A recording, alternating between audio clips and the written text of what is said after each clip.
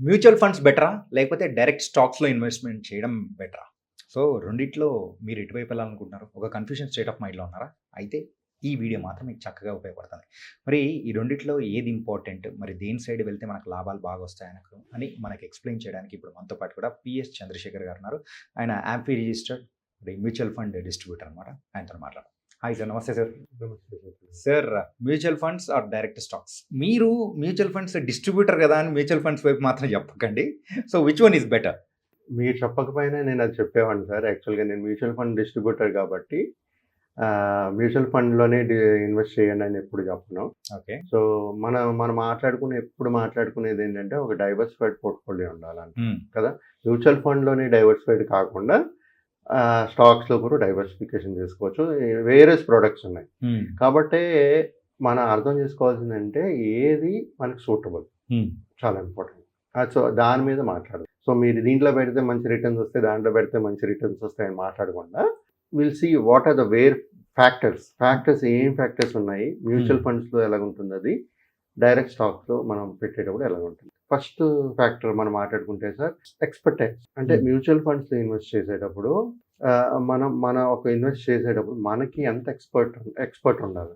How expert you are అనేది important. అంటే mutual ఫండ్స్‌లో మీరు ఎక్స్పర్ట్ అవ్వాల్సిన అవసరం లేదు. లో నుంచి మోడరేట్ చిన్న ఇన్ఫర్మేషన్ తెలిసినా ఇన్వెస్ట్‌మెంట్స్ అనేది చేయొచ్చు.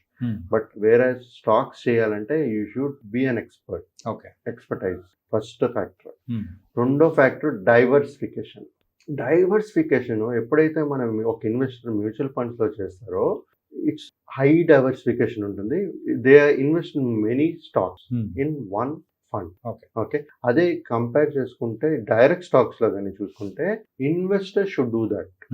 అక్కడ ఏం ఒక స్కీమ్ పర్టికులర్ ఫండ్ గాని ఏమి ఉండదు. You have to pick the stocks and you have to create your diversification. దానికి మళ్ళా ఎక్స్పర్టైజ్ ఇంపార్టెంట్. మీరు ఎక్స్పర్ట్ అయి ఉండాలి. Okay. Third factor research effort. అంటే మీరు మ్యూచువల్ ఫండ్స్‌లో ఇన్వెస్ట్ చేసేటప్పుడు మ్యూచువల్ ఫండ్స్‌లో మీకు ఫండ్ మేనేజర్ ఉంటారు. ఆయన చూసుకుంటాడు రీసెర్చ్, అనలైజ్ అన్ని. Okay. But when you are coming to stock investment మీరు ఇట్ ఈస్ హైలీ ఇన్వెస్టర్ అది చేసుకుంటూ వెళ్ళాలి. రీసెర్చ్ కానీ క్యాపబిలిటీ అందరికీ ఉండదు. సో, అలాంటప్పుడు అది మీరు చేయగలరా లేదా అనేది చూసుకుంటూ స్టాక్స్‌లో ఇన్వెస్ట్మెంట్స్ అనేది చేయొచ్చు. Okay. Sir, fourth one risk గురించి మనం మాట్లాడుకుంటే మనం మ్యూచువల్ ఫండ్స్‌లో ఒక మోడరేట్ రిస్క్ ఉంటుంది. Because of the diversification. అంటే ఒకే స్కీమ్‌లో మీకు బోల్డ్ స్టాక్స్ ఉంటాయి. అక్కడే డైవర్సిఫైడ్. బట్ ఆల్రెడీ మన ఒక కస్టమర్ నాకు ఇన్వెస్ట్మెంట్స్ ఇస్తున్నారంటే నేను ఒక ఫండ్‌లో కాకుండా 2, 3 ఫండ్‌లో పెడతాను. అంటే కొంచెం ఇంకా ప్రాపర్ డైవర్సిఫికేషన్ అనేది జరుగుతుంటది. డిఫరెంట్ కేటగిరీస్‌లో మ్యూచువల్ ఫండ్స్‌లో. అది కమింగ్ టు స్టాక్స్ వచ్చినప్పుడు ఇట్స్ రిస్క్ అనేది చాలా హై ఉంటుంది. కాన్సన్ట్రేటెడ్ ఉంటుంది. అంటే కొన్ని స్టాక్స్‌లోనే పెడతాం కాబట్టి కాన్సన్ట్రేటెడ్ హై రిస్క్ అనేది ఉంటుంది. అది ప్రతి ఒక్కరికి అర్థం కావాలి. అర్థమైతేనే వాళ్ళు అలాంటి స్టాక్స్ అనేది కొనుక్కోవచ్చు. ఓకే. సో, ఇంకోటి ఏంటంటే టైం కమిట్మెంట్ మ్యూచువల్ ఫండ్స్‌లో మినిమల్. ఇక్కడ డైరెక్ట్ స్టాక్స్ కొనేటప్పుడు మాత్రం సిగ్నిఫికెంట్‌గా టైం కమిట్మెంట్ ఉండాలి. అంటే నేను చెప్పేది ఏంటంటే సమయం కాదు. ఒక ఇన్వెస్ట్మెంట్ చేసి మీరు మ్యూచువల్ ఫండ్‌లో వదిలేయొచ్చు. మీకు ఎందుకంటే అక్కడ ఫండ్ మేనేజర్ ఉన్నాడు. ట్రేడ్ స్టాక్స్ అలా కాదు. Most of the time you should spend on buying stocks. అది ఎలాగ అనలైజ్ అవుతుంది, బాగా చేస్తుందా, కంపెనీ ఇంకా బాగుందా లేదా, అంత సమయం అనేది ఉండాలి మనకి. సింపుల్‌గా చెప్పాలంటే ఒక అటెన్షన్ మనకు ఆ సమయం ఉండాలి. అదే. ఆ టైం కమిట్మెంట్ ఉంటేనే ఆ స్టాక్స్ కొనడం అనేది అడ్వైజబుల్. ఓకే. సార్, నెక్స్ట్ ప్రతి ఒక్కరు చూసేదండి రిటర్న్స్. దేంట్లో పొటెన్షియల్ రిటర్న్స్ వస్తాయనేది చూస్తారు. రైట్. సో, సార్, మ్యూచువల్ ఫండ్స్‌లో మనం ఎప్పుడు మాట్లాడుకునేది ఏంటంటే ఒక on and average 12-15% return generate చేస్తుంది. హిస్టారికల్ డేటా చెప్తుంది. సో, మనకు వచ్చే ఇన్ఫ్లేషన్ మనం కన్సిడర్ చేస్తుంటే ఇన్ఫ్లేషన్ బీట్ చేసే రిటర్న్స్ వస్తున్నాయి. 12% అనేది తీసుకున్నా సరే ఒక 6% అనేది 7% అనేది రిటర్న్స్ జనరేట్ చేస్తున్నాయి. సో, ఇక్కడ పొటెన్షియల్ ఆఫ్ రిటర్న్స్ ఒక ఇన్ఫ్లేషన్ బీట్ చేసే రిటర్న్స్ వచ్చే ఛాన్సెస్ ఉంటాయి. సరే, ఇక్కడ మళ్ళీ స్టాక్స్‌కి వచ్చినప్పుడు మనం ఇక్కడ ఏంటంటే స్టాక్ కొనేటప్పుడు హై రిటర్న్స్ వచ్చే ఛాన్సెస్ కూడా ఉంటాయి. ప్రొవైడెడ్ మనం మాట్లాడుకున్నన్ని ఉండాలి. సమయం ఉండాలి, రీసెర్చ్ చేయగలగాలి, ఎక్స్పర్టైజ్ ఉండాలి, అన్నీ ఉండాలి. సో ఇలా చేసుకుంటూ వెళ్తే అది హై రిటర్న్స్ వచ్చే ఛాన్సెస్ ఎప్పుడు ఉంటుందంటే ఒక proper selection of correct stock Correct అనేది stock. చేస్తాయి. అదే కరెక్ట్ చేయలేకపోతే మళ్ళీ మన నెగిటివ్ రిటర్న్స్ కూడా అలాగే ఉంటాయి. ఎలాగైతే హై రిటర్న్స్ జనరేట్ చేస్తే అదే నెగిటివ్ రిటర్న్స్ కూడా మనకి జనరేట్ చేసే ఛాన్సెస్ ఎక్కువ ఉంటాయి. ఓకే, సో మ్యూచువల్ ఫండ్స్లో ఏంటంటే ఫండ్ మేనేజర్ చూసుకుంటాడు కాబట్టి డైవర్సిఫైడ్ పోర్ట్ఫోలియో కాబట్టి అంత డౌన్ సైడ్ అనేది మీకు కనబడదు. ఓకే. సో ఇంకోటి ఏంటంటే సార్ అండర్ పర్ఫార్మెన్సెస్ ఛాన్సెస్ మనం చూసుకుంటే ఇన్వెస్ట్మెంట్ మ్యూచువల్ ఫండ్స్లో తక్కువ, స్టాక్లో ఎక్కువ ఉంటుంది. ఎందుకంటే మీకు చెప్పాను కదా, పెరిగేటప్పుడు అలాగే పెరుగుతుంది, పడేటప్పుడు కూడా అలాగే పడుతుంది. స్టాక్ సెలెక్షన్ ఆఫ్ స్టాక్ కానీ రాంగ్ అయితే పడే ఛాన్సెస్, అండర్ పర్ఫార్మింగ్ ఛాన్సెస్ చాలా ఎక్కువ ఉంటాయి. సో డిసిప్లిన్ మనం మాట్లాడుకుంటే సార్, డిసిప్లిన్ మ్యూచువల్ ఫండ్స్లో చాలా ఈజీగా ఉంటుంది, సింపుల్గా ఉంటుంది, ఈజీగా ఉంటుంది. అంటే సిప్ మూలంగా పెట్టినా ఒక లంసం అప్పటికప్పుడు పెట్టినా సరే డిసిప్లిన్ వే ఆఫ్ ఇన్వెస్ట్మెంట్ ఈజీగా ఉంటుంది మ్యూచువల్ ఫండ్లో. కానీ స్టాక్స్లో కొనేటప్పుడు ఏంటంటే మళ్ళీ నేను చెప్పేది ఏంటంటే ఎక్స్పర్టైజ్ ఉండాలి. కాబట్టి వాలటైల్ మార్కెట్లో ఎప్పుడైతే ఉంటుందో, వాలటైల్ మార్కెట్ కానీ వాలటైల్లో ఉంటే చాలా డిఫికల్ట్ అయిపోతుంది ఆ ఇన్వెస్టర్.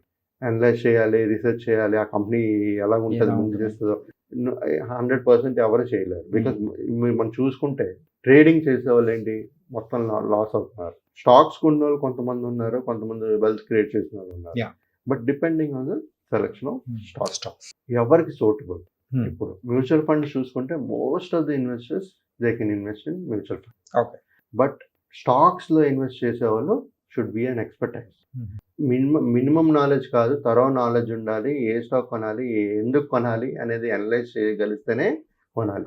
ఎందుకంటే మనం టీవీలోని రికమెండేషన్స్ చూసుకుంటాం చేస్తాం, మళ్ళీ అమ్మాలనేటప్పుడు ఆ రికమెండేషన్స్ రాకపోతే ఏం చేయాలనేది మనకి తెలియదు, మనకి ప్రాబ్లం అది తెలియాలి మనకి. గుర్తుపెట్టుకోండి సార్. సార్ మనం ఇప్పుడు మ్యూచువల్ ఫండ్స్ మేబీ బెటర్ అని మనం మాట్లాడుకుంటే రీజన్స్ మనం మాట్లాడుకుంటే సార్, ఇక్కడ mutual funds you don't have to spend so much of time to research.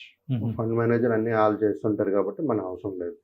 ఇంకోటి ఏంటంటే ఎప్పుడైతే మీరు న్యూ ఇన్వెస్టర్ కొత్తగా మనం మార్కెట్లో పెడుతున్నాం బిగినర్స్, తర్వాత if you want diversified portfolio, mutual fund is one of the best handle by professional.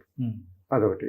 తర్వాత very simple form of investment, SIPs, long term discipline వేలో ఇన్వెస్ట్మెంట్ చేసుకుంటూ వెళ్ళిపోవచ్చు.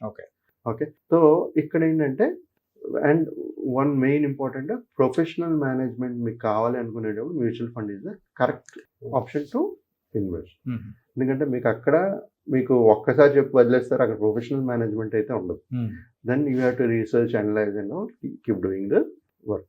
మీకు టైం ఉండాలి, మెయిన్ టైం ఉండాలి, సబ్జెక్ట్ ఉండాలి, ఎక్స్పర్ట్ అనలైజ్ చేసే research చేసే కాలిబర్ ఉండాలి. సో అది చేయగలిస్తే వెళ్తాం. ఇప్పుడు sir when direct stocks may be better అని మాట్లాడుకుంటే you should understand the business fundamentals and valuations. Okay, right. రెండోది ఏంటంటే అనలైజ్ ఫైనాన్షియల్ స్టేట్మెంట్స్. ఒక కంపెనీ ఫైనాన్షియల్ స్టేట్మెంట్స్ కూడా తెలియాలి. సో అది కాకుండా మన వాలటాలిటీలో నేను ఎంతైతే పెరుగుతుంది అన్నానో అంతే పడుతుంది కదా, అది ఆ వాలటాలిటీని మీరు తీసుకోగలరా లేదా అనేది ఇంపార్టెంట్. ఓకే, ఎందుకంటే మీరు పెట్టిన డబ్బులు మళ్ళీ రేపు పోయిందనుకోండి మొత్తం, మీరు అది దాన్ని తట్టుకుని ఉండగలరా, నిలబడగలరా అనేది ఇంపార్టెంట్. ఎందుకంటే ultimately why we are investing to get a better return and to have a happy family, happy wealth, right. So ఇవన్నీ లేకుండా ఇవన్నీ వాలటాలిటీ అనేది చూసుకుంటూ వెళ్ళాలి. తర్వాత ఎక్కడైతే స్టాక్స్ మీరు ఇన్వెస్ట్ చేస్తారో ఆ కంపెనీని ట్రాక్ చేయాలి. వాళ్ళ ఆర్డర్ బుక్ ఎలాగుంది, ప్రాఫిట్స్ ఎలాగుంది, వాల్యుయేషన్స్ ఎలాగున్నాయి, ముందు చేస్తాయా లేదా, requires complete thorough knowledge. Okay, ఇది కాకుండా సార్ మార్కెట్లో హ్యూమన్ సైకాలజీ ఏంటంటే ఎప్పుడో ఒక దగ్గర మిస్టేక్స్ చేస్తుంటారు. ఆ మిస్టేక్స్ని మళ్ళీ మనం తీసుకోగలమా, మనం చేసిన మిస్టేక్స్ని మనం యాక్సెప్ట్ చేస్తూ ముందుకు వెళ్ళగలమా, ఇంపార్టెంట్ స్టాక్స్లో. సో ఈ మేజర్ డిఫరెన్సెస్ ఇదే సార్. నేను అల్టిమేట్గా ఫైనల్గా నేను చెప్పేది ఏంటంటే చాలా మంది ఉన్నారు మ్యూచువల్ ఫండ్స్లో ఇన్వెస్ట్ చేస్తుంటారు, స్టాక్స్ ఈక్విటీ స్టాక్స్ కొని అలా వదిలేస్తుంటారు. Provided not everybody can do. So అది అర్థం చేసుకుంటూ మీరు మీ portfolio investments in mutual funds, stocks, okay, diversified అనేది చేసుకుంటూ కొంత amount whichever you can take the risk. అలాంటి ఒక ఫ్యూ స్టాక్స్, మంచి స్టాక్స్ మీరు గూగుల్ కొడితే వచ్చేస్తుంది, చాలా స్టాక్స్ వస్తాయి. But how do you analyse expertise recommendation మీరు అది కరెక్ట్ చేయగలిస్తే ఈ స్టాక్స్లో కూడా ఇన్వెస్ట్మెంట్స్ అనేది కొంత పార్ట్ చేసుకుంటూ మ్యూచువల్ ఫండ్స్లో కూడా ఇన్వెస్ట్ చేయాలి. అయితే సార్ ఏంటంటే ఈ మ్యూచువల్ ఫండ్స్ అండ్ స్టాక్స్లలో రిస్క్ అండ్ అలాగే వచ్చేది ఏంటి పోయేది ఏంటి ఇలా అన్ని చాలా చక్కగా చెప్పారు సార్. చాలా అంటే ఇప్పటి వరకు కూడా చాలా మందికి డౌట్ ఉంటుంది, మ్యూచువల్ ఫండ్స్లో బాగా వస్తుందంటే వెళ్ళిపోదాం పెడదాం అనే కైండ్. లైవ్ స్టాక్స్ అయితే కొంతమంది నాలెడ్జ్ ఉండాలి, అట్లున్న వాళ్ళనే వెళ్ళాలని చెప్పేసి మీకు ఇచ్చిన suggestions it was very very nice sir. Thank you sir. Thank you sir.